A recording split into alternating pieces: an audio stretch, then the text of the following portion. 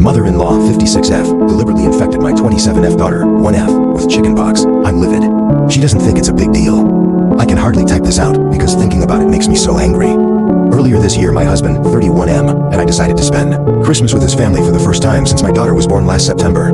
Since they live 12 hours away, we decided to stay for a few weeks before Christmas so they could spend loads of time with Annie, 30 months. We arrived early like we planned and everything was great. I've had a few disagreements with my mother-in-law Trish, 56F, in the past over my parenting style. She criticized me for using disposable diapers, buying baby food from the supermarket, and not raising Annie as an organic baby, but everything seemed great. After a day or two settling in my husband, and I decided to pick up a few gifts from a mall around an hour away, before the last-minute rush kicked in. My father-in-law, 60M, tagged along. Trish said she was happy to take care of Annie. We got back a few hours later, and Annie was down for a nap on a blanket I didn't recognize.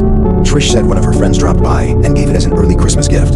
It looked pretty old-worn, but I figured one of her hippie friends was just recycling it. The next 2 weeks were fine, aside from Trish making a point to prepare meals for Annie from scratch. I mentioned this to my husband, and he said to just let her be. Annie mostly mushed the food Trish gave her with her hands, threw the bowls on the floor, as she's been doing at the moment. Trish said it would take her a while to get used to nutritious meals. I was getting sick of her meddling, but it was only for a few weeks, so for the sake of the holidays, I let it slide. The day after Christmas, Annie was really unsettled and wouldn't stop fidgeting and crying. I took her temperature, and she had a fever, so I kept an eye on her for the next few days, and it thankfully started to go down. This morning, she started to get a rash and blisters on her arms and legs, and I freaked out. I was packing a bag to drive to see a doctor when Trish asked where I was going. I told her Annie had a rash, and I was taking her to see a doctor.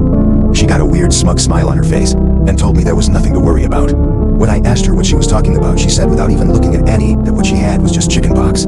At this point, I couldn't believe what I was hearing, so I asked if that blanket was the gift Annie was sleeping on. She said it was. I lost my shit. To be honest, I don't really remember what I said because I was up most of the night for 2 days checking on Annie. I just unleashed on Trish, asking what the fuck was wrong with her. My husband and father-in-law came to try to calm things down, and Trish dug in her heels and said chickenpox was the best and most natural thing for Annie to build up her immunity. I already have a vaccination schedule in place with my pediatrician, and she was booked in to get immunized for chickenpox at 18 months.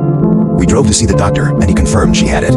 He said I'll have to cut Annie's nails short and might have to tape socks on her hands while she sleeps, because kids so young can scratch until they bleed, and that will leave scars. On the drive back, my husband started making excuses for Trish, that she was only doing what she thought was best.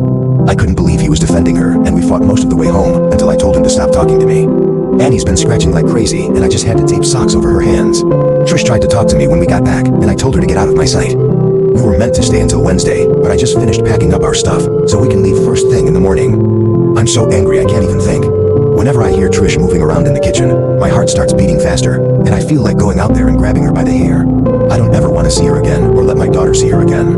What can I say to make her and my husband realize the enormity of what she's done? I don't think I can speak coherently to their faces until Annie gets better. Told, Doctor, mother-in-law deliberately infected my daughter with chickenpox. I'm so angry I feel like physically harming her.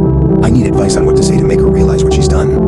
Update February 2nd, 2016. Thank you to everyone for your comments, inbox messages, and advice after my original post. I read all the comments and messages, and they genuinely helped, especially the home remedies on how to stop itching.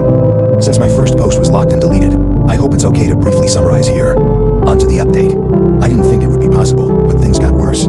I got up first thing the next morning and started packing our stuff into the car. Once I opened it up, I kept the keys in my pocket since I was going in and out. Usually we use Jack's set and leave mine in my bag. While I was packing, he sat in the kitchen with Trish and my father-in-law, 60M, and chatted and had coffee like nothing was wrong. Annie was mercifully still asleep, so I just gently belted her in and closed her door when Jack came out and asked if I had everything. I said we were good to go as soon as he was. He said okay, and calmly took out his key set and centrally locked the car, locking Annie in. I asked him what the hell he was doing, and he said we wouldn't be leaving until I apologized to Trish. I think I was stunned into silence because he then took the chance to rehash what he said the previous day. That Trish thought she was doing what was best, that chickenpox doesn't kill you, and that I was making a bigger deal out of this than I needed to, and making Trish feel bad. Yes, making her feel bad. All the comments from my last post were swirling around in my head, and I told him he needs to stop being a son and start being a father. He screwed up his face and said he would always be Trish's son, and that was the point, that nobody should speak to his mother the way I had the day before, and I needed to apologize to clear the air. I felt like I had entered some kind of weird twilight zone where I had accidentally married a 9-year-old instead of an adult man, so I just asked him to open the car so we could leave. He repeatedly refused, then walked back inside and said he would see me in there when I was acting more reasonable. You can probably guess what happened next. I'd left my bag on the passenger seat, so he probably assumed my keys were in there. Nope. I waited 30 seconds, then just hopped into the car and drove away. My phone blew up with a million calls from him, Trish, and my father-in-law. Eventually, my mom and dad and my sister Jess, who I'm super close with, called as well.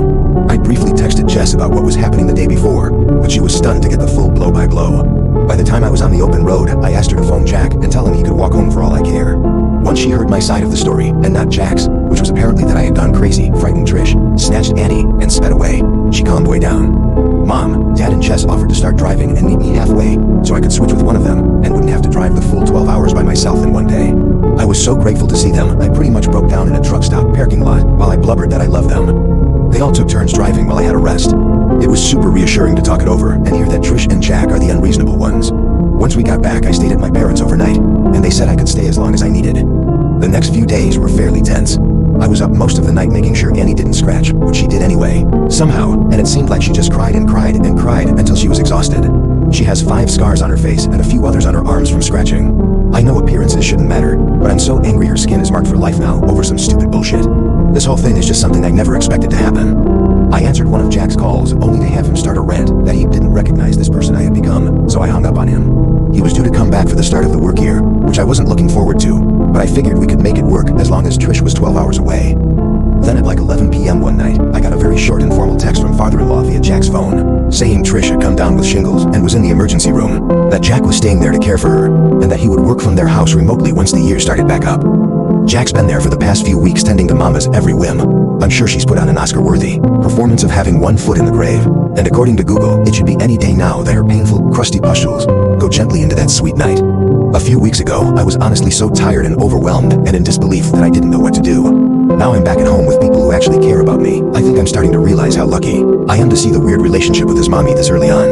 The fact that he cares more about Trish than his own daughter speaks volumes. When he eventually comes back, I think we'll have to have a serious talk about our future together. Tolan doctor, mother-in-law infects my 1-year-old with chickenpox on purpose.